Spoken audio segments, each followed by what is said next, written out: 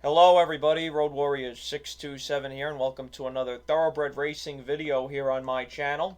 Today we're going to be doing something a little bit different, and this is a first for me. I've never really done anything like this before, but I'm kind of getting a little bored of doing racing previews, and the races at Saratoga, I'll be honest, I'm not that interested in them. I haven't been watching Saratoga that much, just because, well, I got really tired of doing the Belmont meet, which is my favorite meet all year in the spring and summer, and that really wore me out. And I kind of wanted to take a little bit of a break from racing. So I've been watching Saratoga a little bit. I've been playing the showdown contest some days.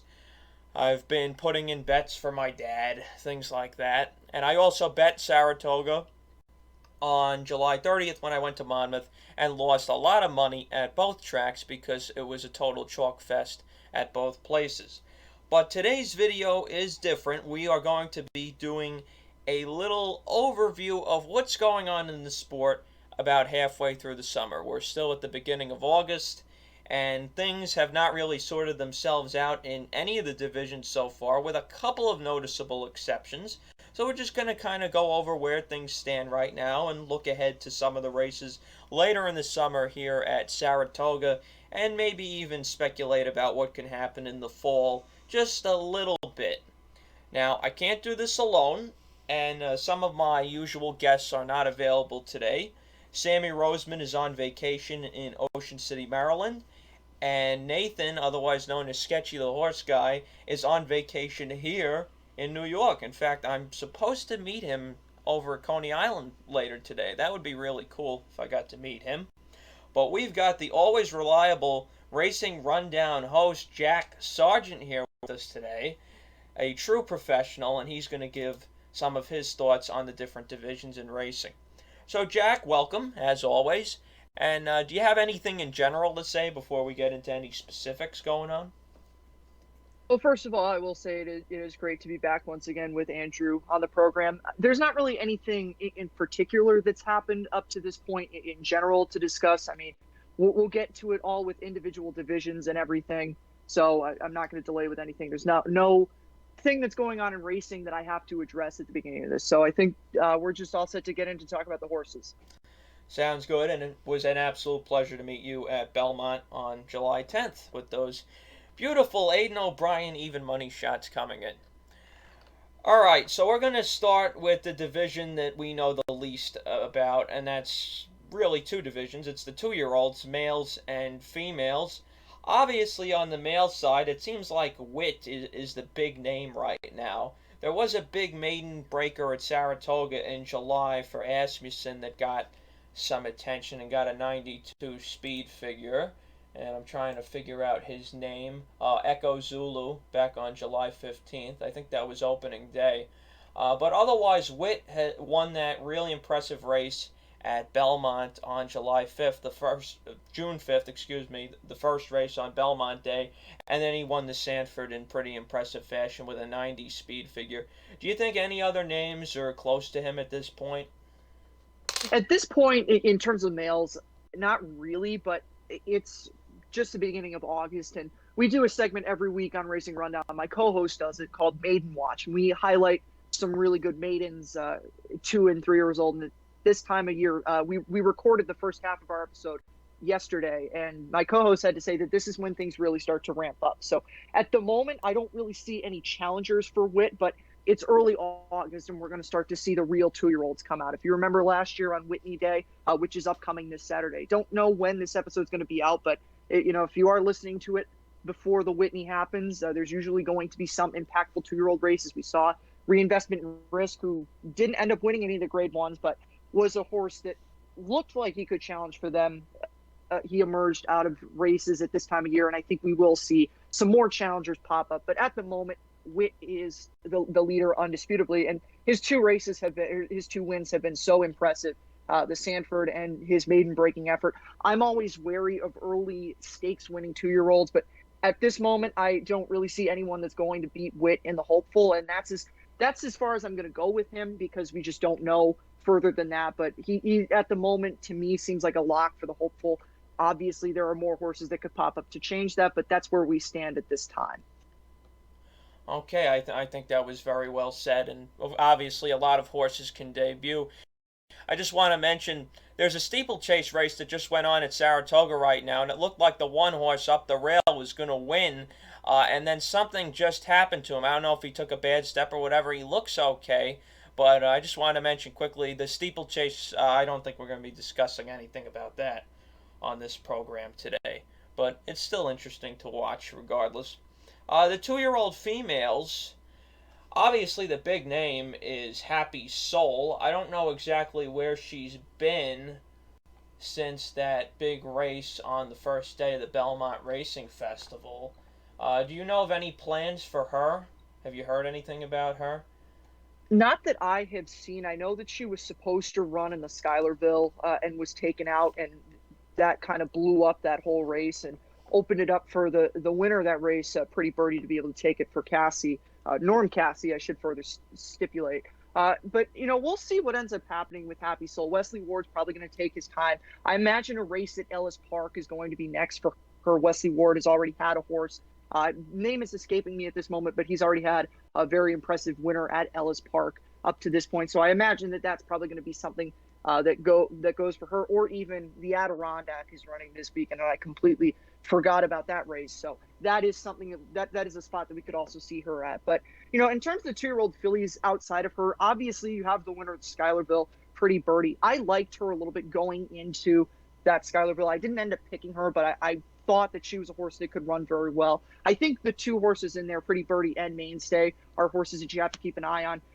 Mainstay won very impressively at Monmouth. She's a half-2 Breeders' Cup Juvenile Fillies winner from last year, VQuist. So you know that she's probably going to do better when she gets out to 2 turns, and eventually that's going to be something that she does. So I think that I give her a good chance to continue to be a force for the rest of the year, and I'm not dissuaded by one loss in integrated stake race for her. The other thing, and I didn't mention anything for the West Coast because I know Andrew's not too big a West Coast guy. For the Colts, that division is still developing.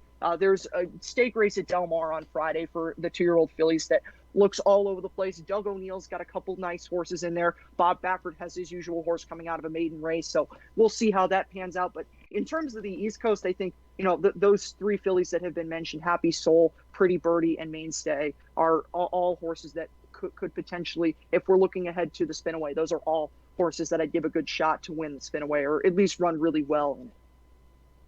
I completely agree with that. And on the turf side with the 2-year-olds, I've been watching some of the races because I always like looking at the 2-year-old longer turf races, especially where they debut. I think it's kind of funny to watch them all being green, trying to run 2 turns up at Saratoga, a mile and a 16th, or a mile on the inner turf. I haven't seen anything that's stood out to me, but I'm sure we'll see more as we get into the Belmont Fall Championship meet and things like that. Often you'll see that the turf 2-year-olds will develop a little bit later, and the turf 2-year-olds will also debut later. Some of the horses in the Breeders' Cup Juvenile Turf might even only have 1 race under their belt when we get there. Not that I want to talk about the Breeders' Cup for obvious reasons, but that's just the way it works out. So yeah, I would. Oh, sorry. I would definitely agree with that. You saw last year's Breeders' Cup Juvenile Turf winner.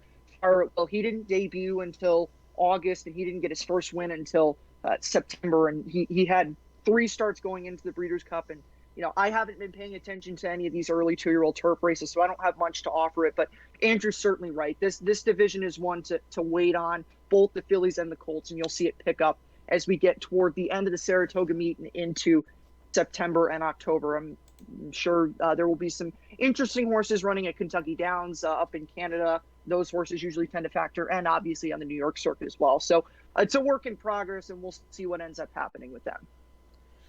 all right, so let's skip a year and get on to the thing that everybody cares about way too much for some reason, and that's the 3-year-olds. I'm gonna leave this up to you, Jack. Which side do you want to talk about first? Well, I'll hit everything. First of all, we have to talk about the leader in the pack right now, and that's Essential Quality, coming out of his very nice win this past weekend in the Jim Dandy Stakes. There's this weird fascination that people within the racing industry have over Hot Rod Charlie. And for some reason, there are people that are making the case that he is better than Essential Quality. And don't get me wrong, Hot Rod Charlie is a great horse. I actually do like Hot Rod Charlie as a horse personally. He's a very honest horse. He's the type of horse you like to see. He runs very often. And, there's nothing bad that I can say about him. But the notion that he's better than Essential Quality is just something that I've never been able to understand. I just wanted to get that out of the way. I don't want to spend this whole segment trashing Hot Rod Charlie, and I want to focus on Essential Quality, obviously. I've made the decision at this point that I don't think he's going to lose to Travers. Given what his potential competition is going to be, there'll be no Hot Rod Charlie. There'll be no Life is Good challenging him. Who knows what the deal is with Medina Spirit, and I still think Essential Quality is better than Medina Spirit anyway. I know this is not a preview, but I'm just kind of giving my reason why I think Essential Quality is pretty much a lock at this point in my mind to win the Travers. No one else none of the new shooters coming to that race seem like they're going to be any kind of a threat to Essential Quality. And we know he's a horse that loves getting out to these longer distances, 1.25 miles. He didn't win the Kentucky Derby, but he had a ton of problems in that and was, I don't want to say the best horse in the Kentucky Derby, but he was not the fourth best horse. I think he was best in terms of talent in that race. So it can be said at that point. It's not something that it's critical to get into, but he's definitely the best 3-year-old going 2 turns on talent. There's a reason I stipulate that. We'll talk about this with the 3-year-old sprinters in a minute, but just in terms of going 2 turns, Essential Quality is not going to lose the Travers on paper. Obviously racing is random. We've seen several horses that didn't look like they can lose this year go down at Saratoga. Obviously things happen at the race, but nothing on paper indicates that Essential Quality is going to lose the Travers. So at this point, I think he's pretty much a lock. If there's some really impressive allowance winner between now and the Travers Stakes, we can discuss it then. But at this point, Essential Quality is the leader. I don't think it's disputable either. And the other thing about Essential Quality is he's kind of entered his career where we know, because of the way the industry is now, unfortunately, this will be his last year. So we expect Travers Stakes to probably be his final start against 3-year-olds going into the Breeders' Cup, and that would be, for the most part, the swan song of his career. The Pegasus World Cup has not been successful in attracting horses the last 2 years, so I would not be terribly optimistic that he would run there. So we'll likely get 2 more starts with him, and at this point, it's really just he's going to win the Travers, and then we'll see how everything else shapes up. And right now, he's my top horse for the Breeders' Cup Classic.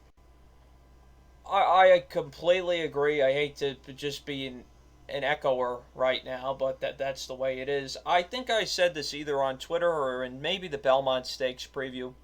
I don't think the gap between Essential Quality and everybody else is that big, but it's solid, and it's going to be very, very hard to break. Nobody has really shown that they can step up and run with this horse, and we're going to say, oh, he beat me, keep me in mind by 1/4 of a length.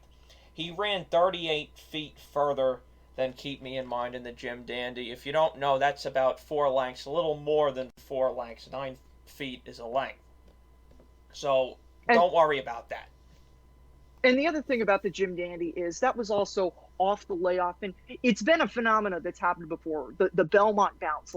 There have been horses throughout the years that have lost their first race back from the Belmont, and what Andrew said about him giving up the ground, absolutely correct. And maybe he wasn't fully cranked up for the Jim Dandy, but you can bet that he is going to be ready for the Travers Stakes when that comes around. So great point that Andrew made about the Jim Dandy. That's if you're going to try to beat him in the Travers based on that, I mean, all the power to you, because he's probably going to be a huge price in there, or a huge price in terms of hugely low price. Got to correct that misspokenness right there. But for the most part, he's going to be just fine going into the Travers, and I'm not concerned that he only beat Keep Me in Mind by whatever the margin of victory was in that race, because I thought it was a lot more impressive than the margin of victory indicated.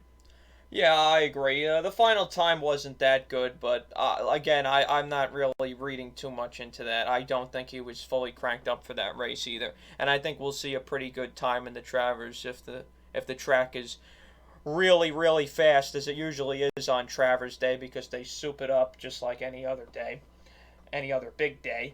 I want to talk a little bit about the Haskell. I personally thought that the DQ, originally I thought it was 100% the right call. I still think it was the right call, but you could see that Mandaloon came in a little bit on the 6 as well. Came out, I should say. I think it was just a really, really unfortunate incident, and it almost didn't happen because it wasn't really that they cut the 6 off. Who was the 6? Midnight Bourbon, I think. Uh, Yes, the 6 was Midnight Bourbon. right, so the 4 and the 3 came in. The 4 came in a lot more than the 3 came out, and he clipped heels with the 4. That was the main reason that it happened because you didn't see a real sharp take up. It was just that the horse stumbled and Paco fell off the horse.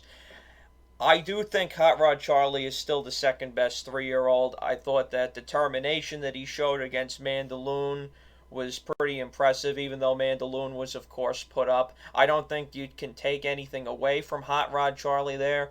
I know he's going to the Pacific Classic, which I understand. You want to get back to Del Mar. You know what the ultimate goal is. Even though, yeah, the Breeders' Cups at Del Mar, freaking fantastic.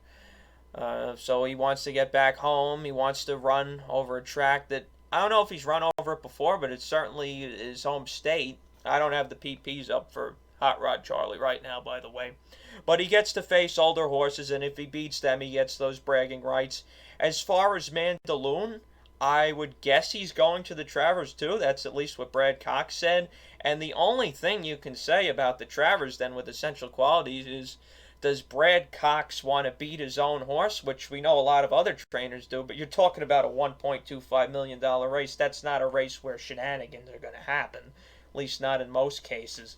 So I would expect a pretty honest Travers, and maybe the Brad Cox exacta comes in, but I'd almost bet you that it would be essential quality over Mandaloon. And I know Mandaloon finished second in the Derby, but we have to, again, the ground loss was extremely significant for essential quality in there. Like I said, the gap is not big, but the gap is solid. And somebody really needs to take a step forward in their year in order to beat essential quality in this division. And I just don't think that's going to happen because we've seen the same cast of characters try it a few times, and I don't see why that's going to change. You're going to need, just like Jack said, some horse that's hiding in the shadows to come out of allowance races like an Arrogate kind of horse to knock this guy off the 3-year-old pedestal.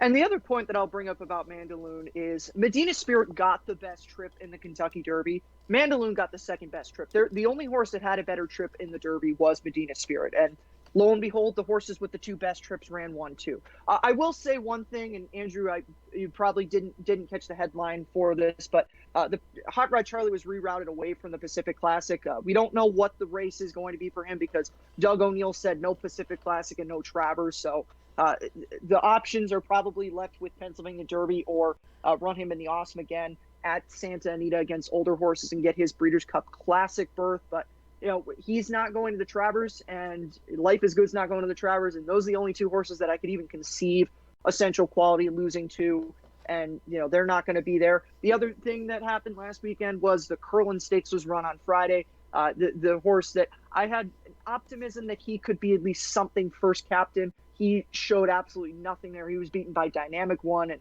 I think the Wood Memorial is awful, and the fact that a horse from the Wood Memorial came back to beat Dynamic One came back to beat first captain really doesn't give me any indication that those horses are going to beat essential quality. So, perfect example there. You're going to need some kind of Arrogate horse to come out of an allowance race, and at this point, I just don't see it. Thank you for bringing that up about the P Classic. I had absolutely no idea about that. Shows you how much I'm paying attention. I'm just trying to enjoy my summer. Anyway, let's move on to the 3-year-old fillies, and I'm pretty sure the division leader is still fairly obvious, even though she lost the other day under, I wouldn't say, I'm not going to say she had a perfect circumstance, but she certainly didn't have a bad trip in any way. Malathot got beat by Maracuja in the CCA Oaks, but it's just one loss, and I never thought Malathot was that good. I know Jack is probably punching his screen right now after I said that, but I think she's kind of like essential qualities. Just a little bit better than everybody else, and somebody's really going to need to step up to beat her. And Maracuja, as the figures said, really stepped up to beat her. She did what she had to do to get the job done over a horse that's really done hardly anything wrong. So those two, I'd assume, are both going to go to the Alabama at 1.25 miles, and that should be a hell of a race later in the meet.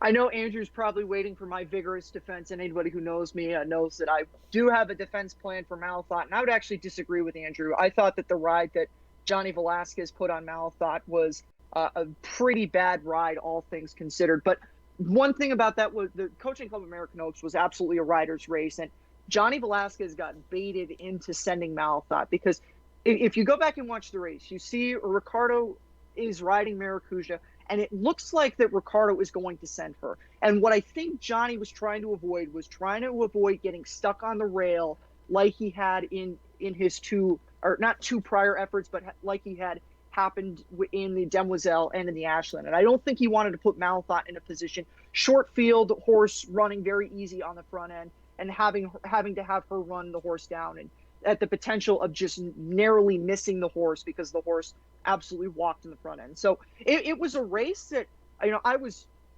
all in on Malathot, so there was no universe where I was ever going to pick against her. But in Monday morning quarterbacking the race, that was definitely a race that it looked like all the circumstances were pointing against Malathot. All the circumstances that I thought and still think would have been grasping at straws, because Malathot, I think, is just more talented than everybody else in the division. But circumstances were not going to play well to her. That was a race that, Malathot didn't need to be on the lead. Johnny Velasquez, for a 4-horse field, went faster than he had to. And at the end of the day, Malathot got caught and beat by a head. She still ran a huge race. And, on the gallop out, I was there on the rail that day. So I forgive any person who wasn't able to observe this, but she wasn't blowing at all on the gallop out. She looked like she could have gone around again. She was just fine. She was bred to win the Alabama Stakes, and I put a tweet out a few hours after she lost the Alabama after she lost the Coaching Club of American Oaks, that she was going to win the Alabama. And I think it was just a matter of, it was a rider's race. Johnny Velasquez got outridden by Ricardo, and Malathot lost by a head. But there is one thing that is that I want to bring up for this, is that every division leader, and we're going to talk about all the other division leaders in a few minutes and throughout the course of the video, every division leader on the dirt, with the exception of Gamine and 2-year-olds, and I don't really count 2-year-olds because we haven't had enough of a sample size of that. So every other division leader has lost a race this year. Latruska lost a race this year. Maxfield has lost. Essential Quality lost. Malathot has lost. Jackie's Warrior has lost. So every other division on dirt, the leader in the pack has lost one race this year. And it goes to show you that horse racing is not as cut and dry as we think it is. Every horse is entitled to lose a race. 2 of them have lost because of rider error. Essential Quality, we already talked about the trip he had in the Derby, giving up the ground, got bumped around at the start of the race, not his fault. And then Jackie's Warrior stumbled and lost the Woody Stevens, very unfortunately, but that did happen. And every horse is entitled to lose a race, and I think it was just a situation of Malathot was off the layoff. The race wasn't entirely setting up perfectly for her. The next race, she will have the perfect setup, I think, in the Alabama.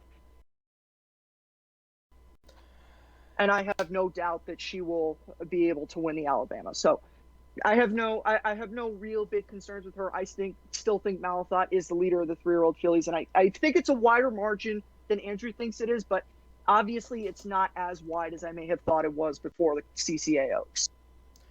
Yeah, and I think a lot of what is going on, and I know that they prefer different distances. Malathot is going to prefer the longer distances. This other horse I'm about to talk about is going to prefer the shorter ones. Search Results is going to run in the test on Saturday, and I think that will be a very big test for her. Ha ha ha. Is that a race that Baffert has anybody coming in with? Yeah, that's he has a filly who's coming out of a maiden victory at Santa Anita Illumination. That was her first career victory. She really has no chance to win the race on paper, but crazier things have happened. I got to root for Chad, huh? Jeez, I don't like that. Maybe I'll try and find somebody else to use in the showdown contest instead. Yeah, I think the only thing is if Search Results runs a ginormous race in the test, which I don't think she will, maybe then that sparks up some debate, but they're always going to favor the longer distance horses in any division. So if somebody's running 7 furlongs or a mile, and somebody's running a mile and an eighth, mile and a quarter, the critics are always going to favor the horse running a mile and an eighth or a mile and a quarter. I don't know if they're going to meet up again like they did in the Oaks. I almost highly doubt it, which I think would be an absolute shame. But it's the way horse racing is now. Nobody wants to run against anybody, and it's kind of pathetic. I would agree with that. I mean, the only thing that I could think of is if they met up again in the cotillion, but Todd Pletcher usually likes to lay horses up and just after their final race at Saratoga, just send them straight to the Breeders' Cup. I don't know that that's a sure thing now with Malathop because she hasn't won the Coaching Club American Oaks, but I don't know that his plans are going to be changed that much. So I would say that if it were to happen, it would happen in the Breeders' Cup, and Search Results would have to win the test and then win the cotillion for that matchup to happen. I think that's a very good path. Yeah. All right, so let's move on to the faster, shorter horses. We're talking about sprinters. We've got a couple different divisions we can talk about here. As far as the 3-year-olds are concerned, I think the top two are pretty obvious. And Jackie's Warrior really ran big in the slop the other day. I want to give Drain the Clock one more chance after that loss, just because it was in the slop and because of how big Drain the Clock ran at Belmont on Belmont Stakes Day. But I think those are the two, and it's really nobody else is involved at this point. Yeah, I mean, that is perfectly well said, and I think Drain the Clock ran really good, all things considered. Obviously, he was never going to beat Jackie's Warrior in the Amsterdam, but that race was an absolute bog, and Jackie's Warrior just showed how impressive of a horse he is. And I said this on Racing Rundown, and I'm sure that there are going to be people who are going to agree with me on this, and I think that Jackie's Warrior on talent is better than any 3-year-old in the country. He's not going to go 2 turns, and so he won't get to win an Eclipse Order or anything like that. But just if we were to rank every horse's talent level, I think he has just a bit more talent than Essential Quality, even though Essential Quality has beaten him twice. Those were going 2 turns, though, and that's not what Jackie's Warrior wants to do. But Drain the Clock, certainly, if he can find a way to get away from Jackie's Warrior, there's some stakes races that he could pick up, but I think his time is going to have to come at some point when he gets away from Jackie's Warrior. So those two, certainly the leaders in terms of the 3-year-olds, or 3-year-old Colts. 3-year-old fillies are obviously very interesting. There's some really talented 3-year-old filly sprinters that are also going to end up in the test outside of Search Results. I think Search Results is probably more of a mile and a 16th horse. I don't think she's pure sprinter, but you have Obligatory for Bill Mott, who's run a couple huge races in her career. You also have Super Sensational for Cassie, who won the victory ride on Belmont Derby Day. She's a filly that I have some optimism for. And then some other interesting horses that could establish themselves. So 3-year-old fillies, that will be decided this weekend in the test, and we'll see what ends up happening with them. I have optimism that the test is going to be a good race. It usually always is, and we'll have the leader in terms of the 3-year-old fillies in that. And if someone runs really, really huge and it's not Search Results, then maybe we could have the opportunity of seeing the leader in the olders and really just the leader in general, Gamine, go down in the Breeders' Cup. But we'll get to Gamine in a couple of minutes. I know that neither Andrew and I are very enthusiastic about having to talk about her, but she is the leader, so we will have to discuss her at some point. But as of now, 3-year-olds wide open, olders not too much. Older's not too much. What about the older dirt sprinter division after what just happened in the Vanderbilt? I realized that I didn't make that clear enough. Older females, it's really. Oh, really not. Yeah, well, yeah, okay. Older dirt males, absolutely. I mean, that division is blown wide open. I pretty much thought that this was going to be a year that all the older horses were going to continue to beat up on each other. You have horses like Whitmore, Whitmore's never been the most consistent horse, but he's run honest every time this year. But I really think, and I've been saying this the past 2 years, that, I think this is the time that Whitmore's over the hill. But I think finally now, four starts this year, he's run well in all of them, but 4 starts this year, he hasn't won one. He's like I mentioned, he's run good, but not good enough to win. I think that we've seen the end of Whitmore in terms of him being a top winner in these kind of stakes races, but he's going to continue to run honest level Whitmore races.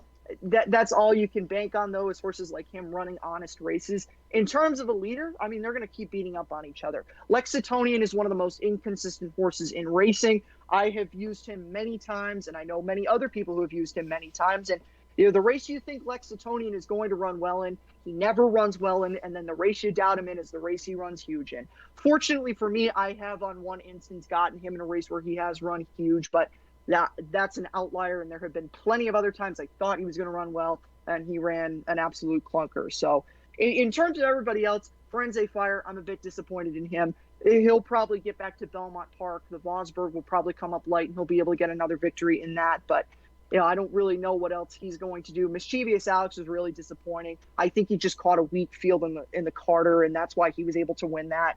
And then, in turn, the West Coast, their sprinters was won by Dr. Schibel, who won a grade 1 at Del Mar last year. He won the Bing Crosby this past weekend. He's probably the leader out there. But again, I don't think the olders can compete with Jackie's Warrior. I think Jackie's Warrior is the best sprinter, period. But we're talking about purely the older sprinter graded stakes races. Those are wide open. You can pretty much take anyone in them at this particular point. Yeah, I'll definitely be picking Firenze Fire in the Vosburg, but otherwise, I think I'm done with him. As far as, I mean, people have said, he's run well in other places. I really think he is a Belmont horse. And this is coming from, Firenze Fire is my favorite horse that's running right now and has for a long time. Firenze Fire, Pacific Gale, and Channel Maker. Those are the real 3 horses I love. And we'll get to Channel Maker later and how shit he ran and maybe the reasons why in just a little bit.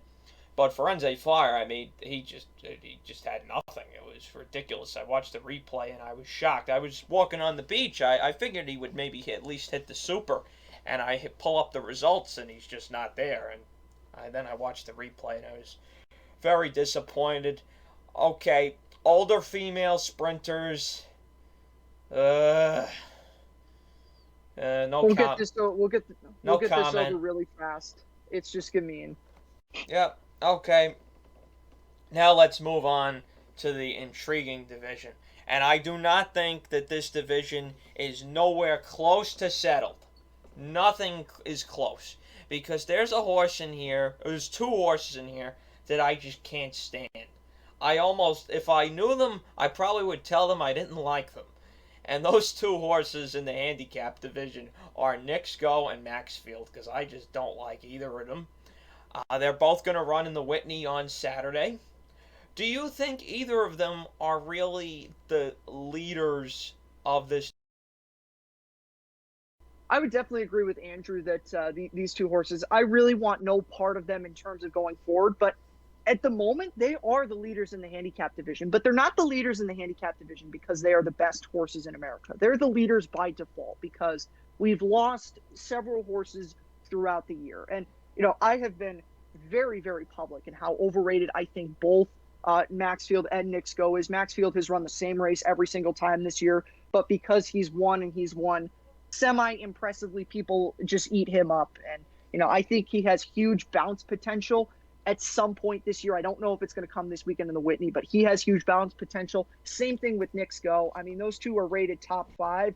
And you have Silver State, the only undefeated horse in the handicap division, who is ranked 6 below 3 3-year-olds and the 2 older horses that we've talked about. But for the moment, the Whitney, I think one of those 2 has a very good chance to win it, just because, and specifically Knicks Go, just because I think the race is going to set up really well for Knicks Go. There's not too much speed signed on. We're not previewing the race in full, but I'm just going to give my thoughts on it really quickly. And if you're watching this after the Whitney, then you can critique me on how very wrong that this ends up being. But I think Knicks Go is just going to go to the front and just free run, and they'll have a hard time catching him. But I think both these horses have bounce potential. Maxfield, I am very confident, will not win the Breeders' Cup Classic. Street Sense horses, despite Street Sense being a Kentucky Derby winner, they don't like to go a mile and a quarter. I thought Maxfield would get a grade 1 because I thought he'd catch a weaker field and be able to get a grade 1 win, but he's not winning the Breeders' Cup Classic. Knicks Go, I don't think wants to go that far. And, I mean, outside of that, the division's been rocked by injuries. Country Grammar is out for pretty much the year, probably the rest of his career. Same thing with Mystic Guide. Neither of them have been confirmed retired, but I don't see a reason those horses come back from their injuries. Maxfield and Nixco, I think, are both average. Silver State, I have optimism for him, but I don't know that the Whitney's going to set up really well for him. And outside of that, I think everybody else is really average. And, I think that this is a year a 3-year-old's going to win the Classic. Don't know which 3-year-old yet. Obviously, that has to be determined, but I'm not super impressed by anybody. Very against both Nixco and Maxfield, even though I may end up picking one of them. In terms of the Breeders' Cup Classic, very against both of them. I'm just telling you right now, I just looked at the morning line for the Whitney, and if you're giving me 4-1 on Silver State, I mean, Jesus Christ. I know the race has to set up for him from a tactical perspective, but 4-1 on the Met Mile winner in the Whitney is, that's fine with me. And that's a freaking race I should have had, because I saw the same thing I saw with Matoli, even though Silver State was a different horse. He wasn't a sprinter, stretching out, which really went even more in his favor. And I know the Met Mile was not a fast race. It was one of the worst Met Miles we've seen in recent memory. But it's still a very big race. And Nixco just freaking flatlined in there. Then he ran that huge race out in the middle of nowhere facing nobody. So I don't think that race means anything. If he collapses on the front end again here, which I don't think he will, I think someone's going to need to run a big race to beat him, even though I don't like him that much. I think Silver State's got the ability to do it. Winning those ones, I know people sometimes overvalue ones. I like ones. I like wins. I like winning streaks. I think that gives a horse confidence. And Silver State, 4-1. That's the value in the race. Now, maybe he doesn't stay there, and then we can get into Swiss Skydiver or what's the other horse by my standards. Then we can get into them. But I definitely Silver State would be my pick in the Whitney. As far as who's the leader of this division from my perspective, give me a couple of months. I just can't tell you right now. And I would definitely agree with that. And the other thing about Silver State is, and since he won the Met Mile, the public is automatically going to think, okay, this horse is a dirt mile horse. No, he's a horse that wants to go the 1.8 miles. And I don't think 1.25 miles is out of the question for him. If you watch his longest career victory this year, that was the Oaklawn Handicap. He was moving away in that race. It wasn't against the greatest group of horses, I understand that, but it was a very nice effort for him. And he was moving away toward the end of that, and I think it indicates that he wants to go longer. And at 4-1, he's going to be a huge value in here. The race just has to shape up for him. And I can hope that Irad Ortiz sends Swiss Skydiver against Nixco to make sure that he doesn't free run on the lead. But, who knows how that race is going to shape up. But Silver State, I think, is the leader because he's undefeated and he's had the best career arc as of this point. His wins have all been really nice. And, at the end of the day, a win is a win. And yes, horses with wins can be overvalued, but I really don't think that Silver State is overvalued. He's a really solid horse, and I would not hesitate to pick him in the Whitney. I just don't know whether or not he is going to be my final pick. But if I were to pick him, I would have a very, very high level of confidence that he would run at least very well, if not win the race. Totally fair. All right, the female handicap horses, and this is going to be the last division we really talk about before we move on to the turf, which to me is the more intriguing surface. But we got a horse here who I've been very, very critical of, who's leading this division. I think she's the clear leader of this division. Obviously, to not say that is complete lunacy. But the fact that she's been number one in the NTRA poll against some other horses, to me, is just an absolute joke. I think the two best 3-year-olds, maybe the 3 best 3-year-olds are better than her. I think Domestic Spending is better than her. Mystic Guide is out now, so I can't really say about him. But Latruska, yeah, she's run a lot this year and she's gotten the job done. But I don't know. There's part of me I just don't love her. And somebody brought up to me, oh, she beat Monomoy Girl. Is Monomoy Girl the same anymore at age 6? I don't think so. And she beat Swiss Skydiver. We don't know how she's going to be. She's obviously another big part of this division. We're going to have to see how she runs in the Whitney, which, quick tangent here, good for them. That was the absolute right race to pick. They're not chickening out. They're not being wussies. They're going into a big race that you're only facing 4 horses, but you're facing 4 horses that are all proven really tough. That was the absolute right spot to put Swiss Skydiver in. And if she wins this race, she is going to be head and head with Latruska up at the top of that division. Latruska is going to run in the personal instant probably against nobody. So this is a big chance for Swiss Skydiver to get herself up in this division. Anybody else in there intrigue you, or you think Latruska is running away with this at this point? I mean, I have a lot of things to say. First of all, it's a great gesture for the sport, and I wish that there were more trainers that had the guns that Kenny McPeek had to take his filly. And Andrew's right; it was the right race to run her in, but it was a tough decision to make, and I don't really think too many people would have faulted him if he had said no. I think that running her against the males pre-Breeders' Cup was always the plan going into this year. She had run so well against the boys last year, but I don't think Kenny McPeek had planned to do it off a 3.5-month layoff after getting beat by the March and she got beat by in the Apple Blossom. But I said it after the Apple Blossom. I don't think she was as bad as she ran that day. Robbie Alvarado, I was not a fan of the ride that he put on her. And I've been someone who's defended Robbie Alvarado. There were a lot of people who said, oh, what the hell is this guy doing on Swiss Skydiver after the Preakness? He won the Preakness, and I always said, he's good for me as long as he doesn't screw up a race. The minute he screws something up, then I'm going to change my tune. And he screwed something up in the Apple Blossom. She could have run a lot better. I don't know why she ran poorly there. That's the one thing that concerns me. But she's run huge races throughout her entire career. So Swiss Skydiver, perfectly fine. I would love to see her win. And Andrew, I'm not sure whether or not you saw this, but Kenny McPeek said if she wins, she's going to the Jockey Club Gold Cup at Saratoga, which, I mean, like I said, we need more people like Kenny McPeek in this industry who are not afraid to take big shots with horses that a lot of other people wouldn't take shots with. But as for Latruska, I 100% agree with Andrew. There's nothing the public in horse racing and racing fans like more than flashy victories in graded stakes races by grade 1 winners against nobody or against, very, very minimal competition.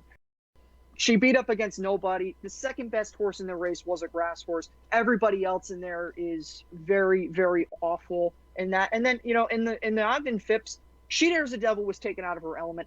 I thought that was a race that Latruska may have been the best horse. I picked her that day, but she was certainly not 3 3/4, almost 4 lengths better than She Dares the Devil in that race. So she's the leader in the division right now, but I don't think it's a very wide margin at all. The big flashy shiny victory against Monomoy Girl is certainly what's carrying her to the top of the division. Monomoy Girl is not going to come back for the Breeders' Cup, so at this point in time she really only has to worry about She Dares the Devil, a horse that I think that she is better than, and she really should have beat both times. She lost the Azeri because of rider error, and then she beat her in the Ogden Phipps. And then, we'll see how good Swiss Skydiver runs this weekend. If she gives a good account of herself, Latruska is going to have something to worry about. But at this point, I think Latruska has just done a lot against very minimal competition. That doesn't mean she's not talented. That doesn't mean she's not the leader. But the way that people have hyped her up, I really don't think she is as good as everybody else thinks she is.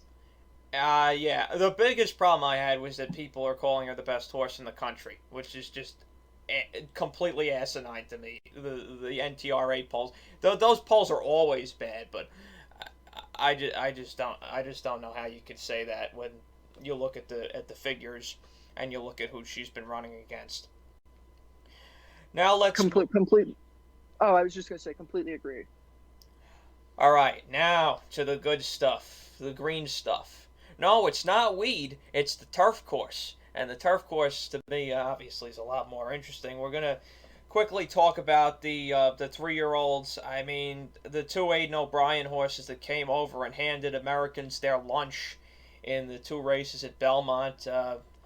Those were not good races. Both of them came back very slow, but I think that just speaks about the divisions in general, just how not good they are.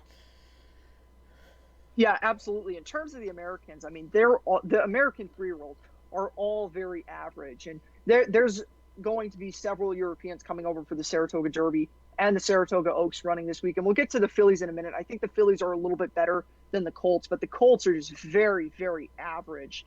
And any European can come over and do whatever the hell they want to do against the Americans because they're just no American is winning a grade 1. this year that Europeans are running in. And, looking over to some of the other grade ones, the race that was formerly known as the Secretariat Stakes at Arlington Park, those 3 races are being run on Arlington Million Weekend next week. I think that's a race even that the Europeans are just going to come over and absolutely dominate as well. So Europe is going to be running the show for the most part. I think like I said, these Americans are very, very average, and just any European that comes over in terms of the Colts is just going to hand, like Andrew said, hand all the Americans their lunch. Okay, now older turf horses, the older turf females. I mean, this is Appleby 1-2. It's not even close. They ran 1-2 the same way in the Just a Game and in the Diana, same exact result. 2 slightly different distances. It's Althea, it's Summer Romance. Both horses ran back in those races. Other horses, even Chad didn't show up either time. Those 2 are the best. I don't think there's any argument about that either. Yeah, they're the best going the middle distances. I would hold off on saying they're hands down better than every single other horse, just because the Breeders' Cup Filly and Mare Turf at Del Mar is 1 mile 3/8 this year. If it was 2017 and we were talking about 1 mile 1/8 Filly and Mare Turf, absolutely, I'd 100% agree with Andrew. But I think it's shorter. I think it's 1 mile 3/16. No, it's 1 mile 3/8. Well, that's a good thing. That's a very good thing. I'm glad to hear that. Yeah, they for some, I don't know why that was ever a thing that they ran the Breeders' Cup Filly and Mare Turf at 1 mile 1/8, but it was pushed up to 1 mile 3/8, and that opens the race up for horses like Mean Mary. And Mean Mary is really the lone holdout in this. I think Mean Mary has the potential to compete with Althea and Summer Romance just because she loves to go the longer distances. And I think there's a couple other horses that are going to do better when they get out to these longer distances. Bill Mott has a filly by the name of Warlike Goddess who has a lot of potential to improve. Obviously, she has to continue to win races, but if she does continue to win the way she has been winning in her last 2 starts, I think she'll have a good chance. Mean Mary is going to run in the Beverly D at Arlington. She wins that. She's still the leader going longer, but if we're talking about these middle distances, Andrew's absolutely right. It's Appleby 1-2. The one reason I'm holding off is I need to see Althea go 1 mile 3/8. I don't think it's out of the realm of possibility. I just need to see it first before I'm ready to hand her the Breeders' Cup Filly and Mare Turf. But it is a very wide open division at this point for the rest of the horses. But whenever Althea and Summer Romance are over, it's probably going to be those 2. I'm going to be totally honest. I freaking forgot about Mean Mary. Yeah, and I love Mean Mary. I just totally forgot about her. Civil Union is not the same as she used to be. I know she got another bad trip in the New York Stakes, which I expected because of her jockey and because of the conditions. But, yeah, I don't think she's the same as she used to be when she was on fire. As far as Mean Mary is concerned, yeah, you use her speed. She had that Mean Mary, the New York Stakes. I was sitting right where the gate was when they opened it. It was the most impressive start I've ever seen by any horse in any race in my entire life. And I was privileged to see that in person, and that's what won her the race, is getting out there just like that and clearing the field, just holding off Thundering Knights. Yeah, Mean Mary is... she's great, and I was in the winner's circle picture for that race, too. You could see me right in the background with my black jacket and my phone up taking pictures, in case you were interested or give a crap. So, yeah, those 3, I think, are fairly obvious. 2 more divisions left. We've got Turf Sprinters and Turf Routers. Let's start with the Turf Sprinters. Casa Creed and Chewing Gum ran 1-2 for Bill Mott in the Jaipur. I'm not going to say that the race necessarily set totally up for them. It was pretty fast, and Bound for Nowhere did reasonably well to hold on for third and bring back that nice giant triple of $270 with Bill Mott and Wesley Ward. Do you have any thoughts going into this Troy Stakes on Friday of who the real leader is here? Because it's kind of a mess right now. I mean, you say everything's kind of a mess. I mean, that's turf sprinting 101 in the United States. This race the division is wide open. Anyone can take it at this point. There's some interesting Europeans coming in here, and my co-host said this when we recorded yesterday and did the preview for this being recorded on Wednesday. My co-host and I were talking about this race on Tuesday. Any European now that comes over for a turf sprint in America, you have to take seriously, just because of what happened at the Breeders' Cup last fall with Glass Slippers becoming the first European to win a turf sprint over here. But certainly, race is wide open. I am still mad at myself for not having Consecrete Belmont Stakes Day for the win. I did give him out on Twitter as a value horse, but didn't have him for the win, so that's a missed opportunity. But, there's a ton of good horses in here. Imprimis is coming off the layoff, but the layoff has never bothered him. He won 2 stakes last year. Consecrete is very good. Bound for Nowhere is very good. There's other horses in here at odds that I give good shots to. Front Run the Fed and Gear Jockey, 12 and 15 to 1 respectively on those 2 horses. Chewing Gum usually runs some good races. I mean, the division is all over the place. So, if you like any horse in here, you can pretty much make a case for, I think, every single horse to win the Troy and to win turf sprints going forward, because turf sprints are the most random races in the country, and they are going to continue to be that way. One random question, and this has nothing to do really with division leaders, because this is a horse that has not even been over here. What do you think about Appleby shipping in this horse Lazuli on Friday for Godolphins? That's who my co-host picked in here, and he's been running some good races overseas, and my co-host picked him, so obviously I respect his observation in this, and he definitely has a good chance. And like I mentioned, the Americans I think the Americans are average, even though Consecrete and Bound for Nowhere and Imprimis are all good horses. I don't know how good they are. It's not like anyone is towering over the other horses in here. So the 10 has absolutely a huge chance to run well. 8 to 1. If you get him at that, it's going to be a good price. You might as well throw something on him. All right, I thought Discord was going to screw up there, but it did not. Okay, we still have you here. That's excellent. And we've got one division left, and that is my favorite division by far, almost all the time. It's the Turf Routers, and this is kind of a story of 2 different divisions within a division, because you have the newer promising horses like Domestic Spending, who's, I think, obviously at the head of the class right now. I know he's only run twice, but the dead heat at Churchill Downs and then the win in the Manhattan were just tremendously electric, to say the least. You got Tribovan, who ran second in the Manhattan, who always flashes his speed, and then went down to go win the UN at Monmouth, which I thought was the easiest pick of all time. And then you've got Gufo, who's Gufo, and gets those late runs by Rosario in different circumstances. And then you've got the older horses like on the other side you got Cross Border and Channel Maker, who ran like crap in the Bowling Green as Cross Border won the Bowling Green.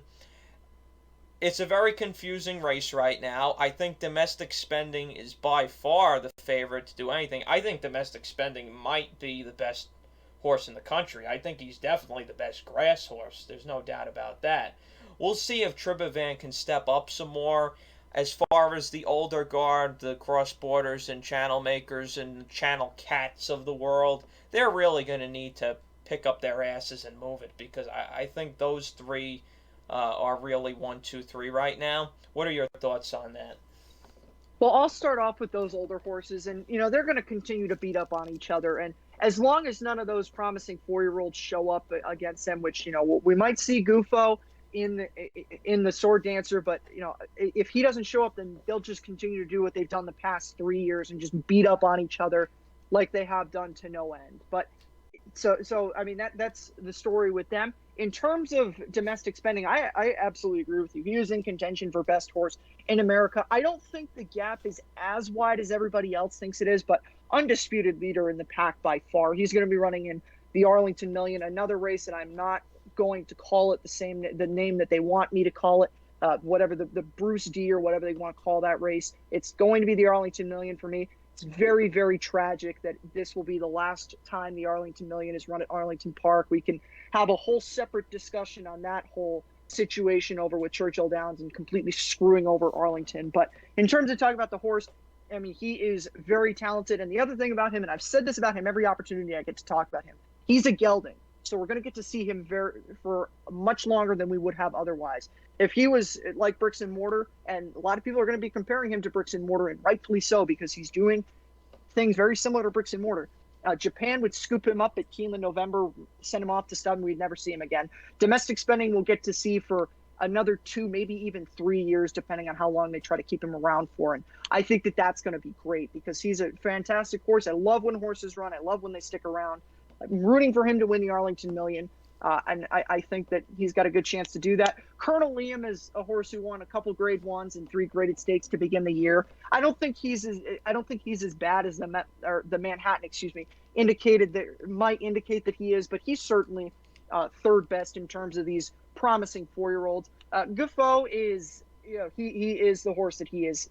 If Rosario continues to ride him the way that he's been riding him this year, then I don't know what race he's going to win, because he should not be losing these races, but it really is rider error. And I love Joel Rosario. He's a great rider. When he's on, he's one of the best in the country, but Guffaw is the kind of horse that you can't ride him the way that Joel Rosario wants to ride him. And it's at least pretty obvious to me the way that he loses every single time is he gets hit left-handed. He doesn't like getting hit left-handed. He moves around in the stretch and loses by half a length or a neck or whatever the margin is. So if he ever fixes himself out, then if he ever gets fixed, he's going to be a force. But it's the question of, is he going to get fixed? So domestic spending, certainly the leader.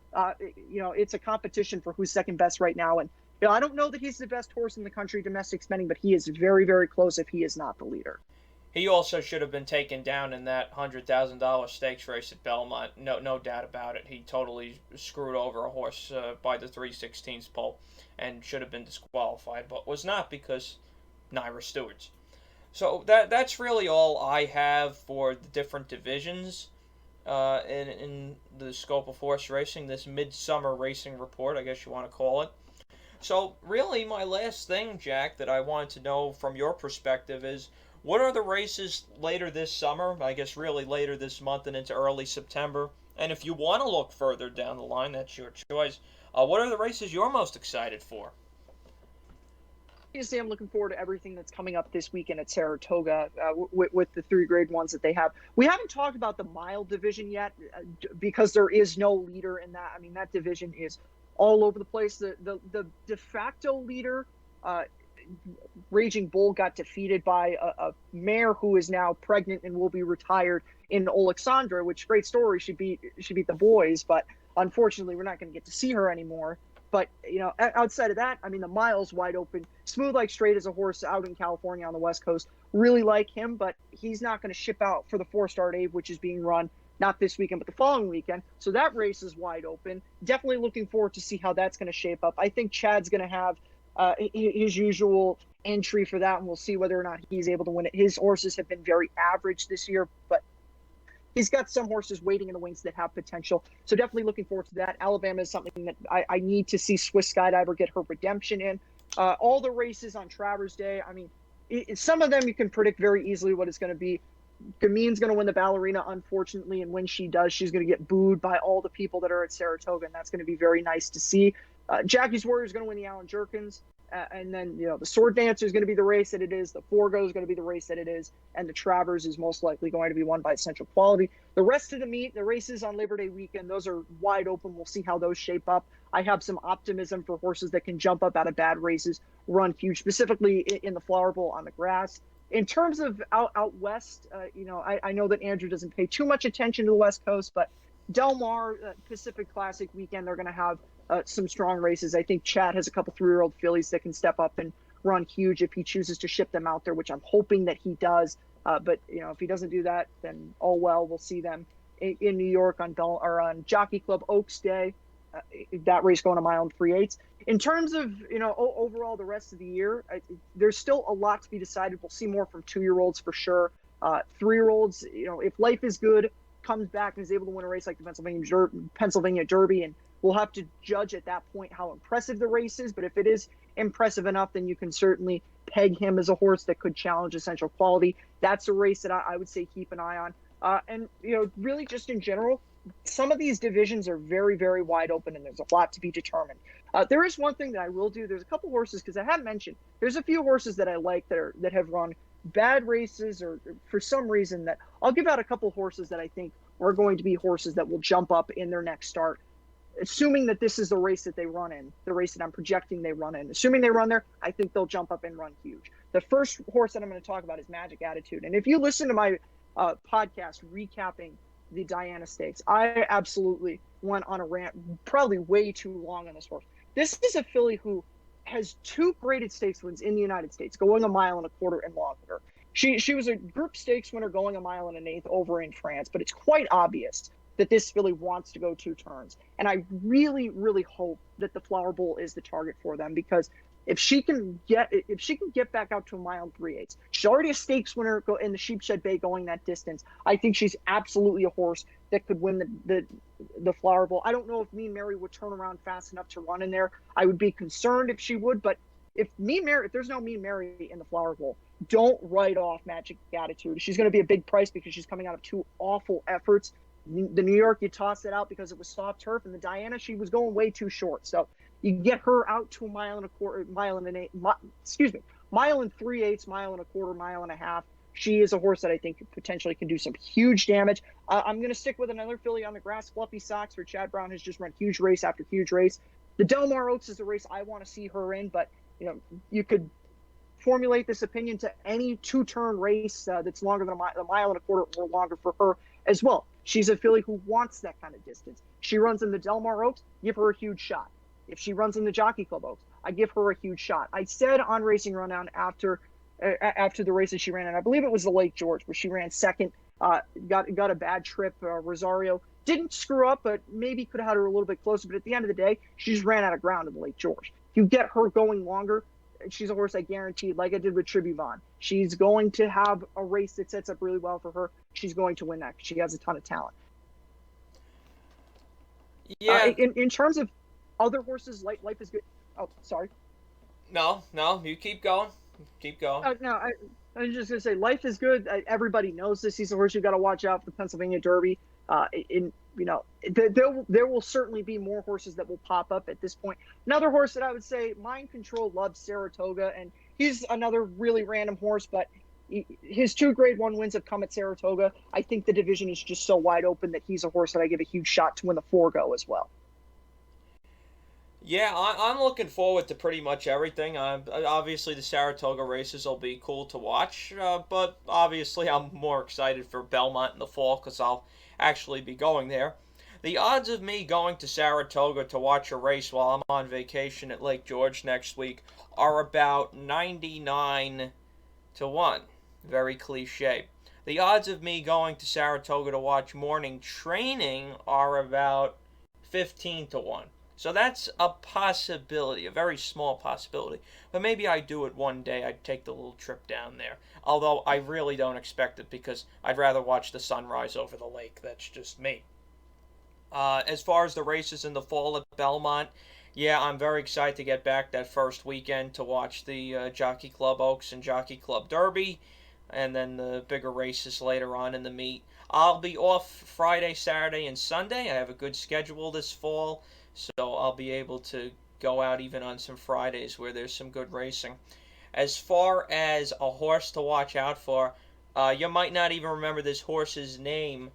The one horse I'm interested to see where he winds up is a 2-year-old colt named Keep Calm Carry On, who ran second to Wit in that race on Belmont Day, the first race.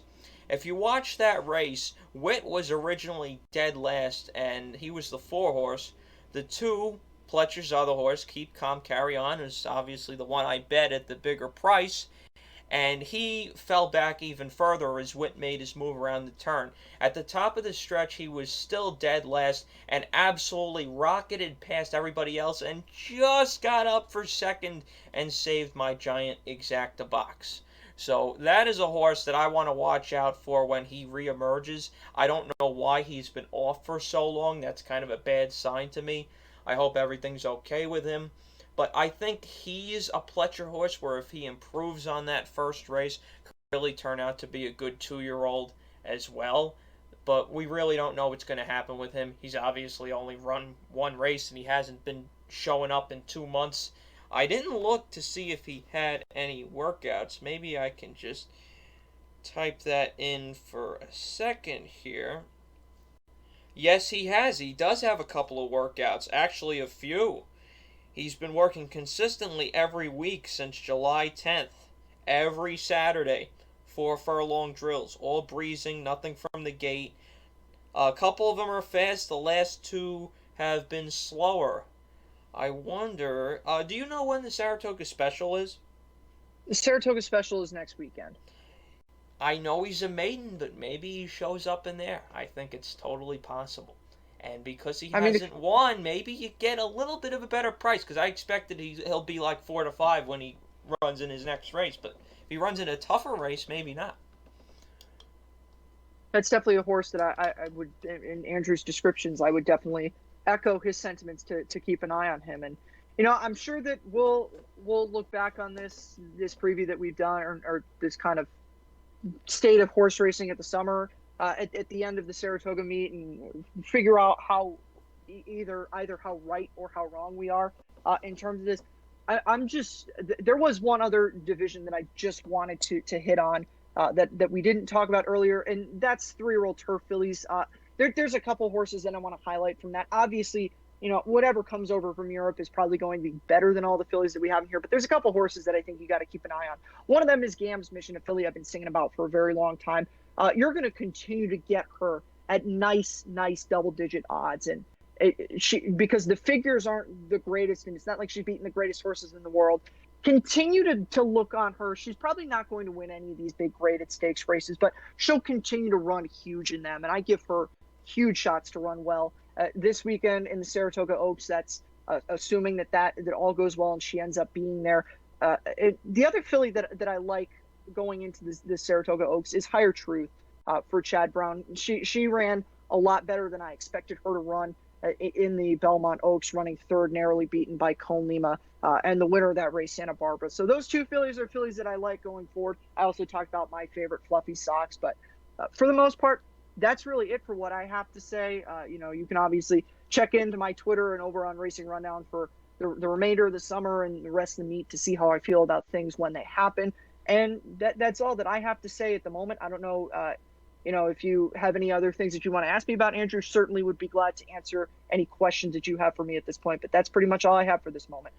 No, I don't really think I have any more questions. I think the questions are going to have to be answered on the racetrack. But I thought this would be something cool to do, something I normally don't venture into, talking about division leaders and things like that, expectations for the future. It was just really, I want to do something different, and Saratoga hasn't been fascinating me this summer so far. This will probably be the only video I do in the month of August. I don't think I'm going to be doing anything else, and I'm probably not going to be doing too much in the fall just because I'm going to be busy. I stay away from the Breeders' Cup now. There's going to be no Breeders' Cup preview for obvious reasons if you know me. I just don't like it that much for a number of reasons. We're going to stay away from that. So the channel's going to be fairly quiet for the rest of the year. I think I'm just going to put up a couple of things where I feel interested over when we get down to Belmont, and maybe I'll do something for the Cigar Mile at the end of the year. But I've been trying to enjoy my summer and honestly not worry too much about YouTube. So I just wanted to sprinkle something in here and try something a little new. And I think, Jack, having you on here has definitely enhanced that part of it. So I thank you very much for coming on. Anything else last minute? No, that's all. That's all that I have to say. Appreciate coming on, and always glad to do it. All right, awesome having you here, Jack. Please go check him out. Racing Rundown on YouTube, at Rundown Racing on Twitter, at _. Jack Sargent 20 on Twitter, right? Yeah, that's my personal Twitter. I don't really tweet there too much, but if you want to see me occasionally retweeting baseball home run videos, then that you can see that there as well. Yep. Okay, I'm obviously at Road Warrior 627 on Twitter to hear my complaints. We're almost at 500 followers on my Twitter account, which is crazy, and we're almost at 300 subscribers on this channel. I was thinking of doing something like a Q&A, because look, let's be honest, 500 Twitter followers is not a big deal in the grand scheme of things, but I certainly didn't think I would ever get there. So maybe I'll do a Q&A of some kind. I wasn't going to do a giveaway or anything like that, but Maybe I'll do that too if I'm feeling generous. But keep on the lookout for that, and I hope everybody has a good. I was gonna say weekend, but really rest of the summer playing Saratoga, and we'll reconvene here on this YouTube channel in the fall when Belmont rolls around. Thanks, Jack. Thanks to all of you as well. Remember, pay your bills first, and may the odds be ever in your favor.